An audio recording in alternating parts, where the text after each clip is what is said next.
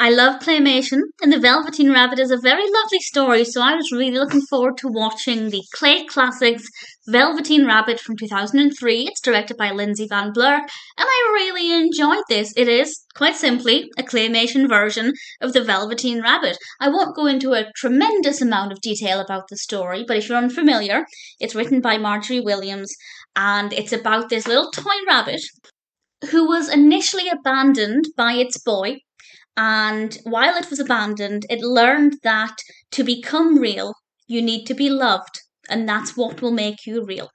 And the Velveteen Rabbit gets a chance at this, but something quite emotional happens.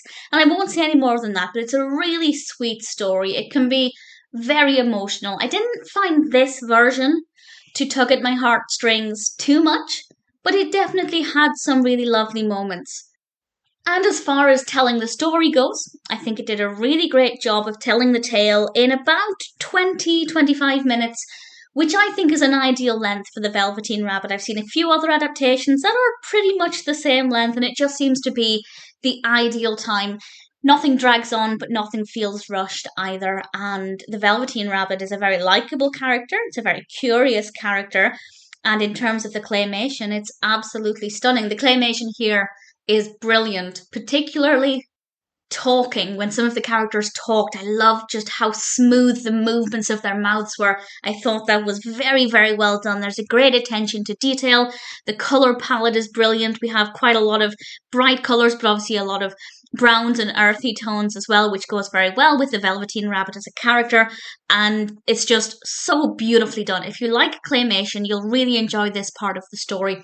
If you like the story of the Velveteen Rabbit, I think you'll like this version of it. It's very sweet. A really nice way to enjoy this story. If you're not familiar with the Velveteen Rabbit and you want this to be your introduction to the tale, I'd say go for it. It's as good as any to check it out and enjoy the story for the first time.